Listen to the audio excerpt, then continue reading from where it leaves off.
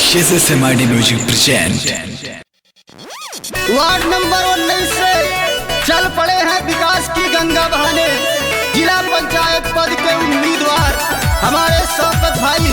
तो याद रहे मित्रों, आने वाले चुनाव में अपने भाई अपने बेटे शौकत भाई को जिताना है और जिले में विकास की गंगा बहाना है। जिला पंचायत में अब की डारी दिहल नाम हो।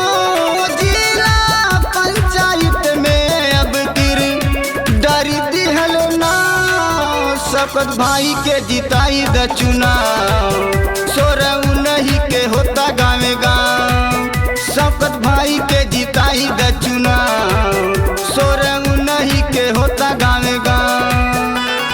हाथ जोड़ के विनती बाटे छुई के पाँव हो। हाथ जोड़ के विनती बाटे छुई के पाँव। शौकत भाई के जिताई द चुनाव, सोरऊ नहीं के होता गाँव गाँव। शौकत भाई के जिताई द चुनाव, सोरऊ नहीं के होता गाँव गाँव। शौकत भाई जितेंद्र यादव जिंदाबाद जिंदाबाद। शौकत भाई जितेंद्र यादव जिंदाबाद जिंदाबाद। Recording by SMID Music Laxmipur. जीतेंगे भाई जीतेंगे, शौकत भाई जीतेंगे। जीतेंगे भाई जीतेंगे, शौकत भाई जीतेंगे। महाराजगंज जिला के हमें सबसे अलग प्रत्याशी हो। युवा नेता के विजयी बनाई जिला विकासकारी चाची हो। जिला विकासकारी चाची हो। महाराजगंज जिला के हमें सबसे अलग प्रत्याशी हो। युवा नेता के विजयी बनाई जिला विकासकारी चाची हो।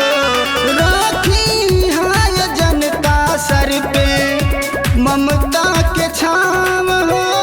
राखी है जनता सर पे ममता के छाम। शौकत भाई के जिताई द चुनाव, सोरऊ नहीं के होता गाँव गाँव।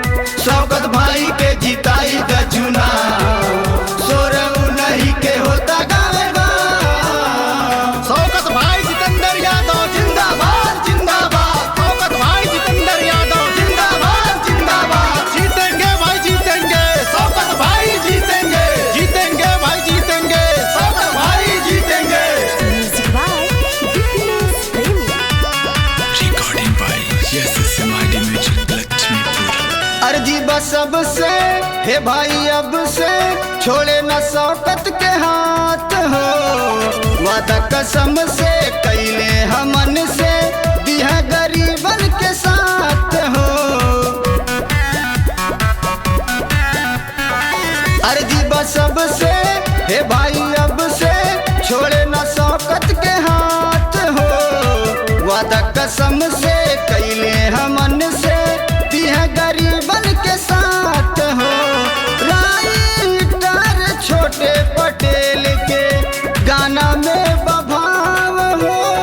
राइटर छोटे पटेल के गाना में बभाव। शौकत भाई के जिताई द चुनाव, सोरऊ नहीं के होता गाँव गाँव। शौकत भाई के जिताई द चुनाव, सोरऊ नहीं के होता गाँव गाँव। जिला पंचायत में अब की डारी दिहल नाम हो।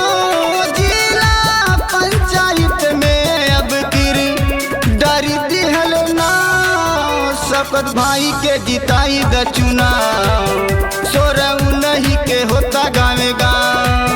शौकत भाई के जिताई द चुनाव,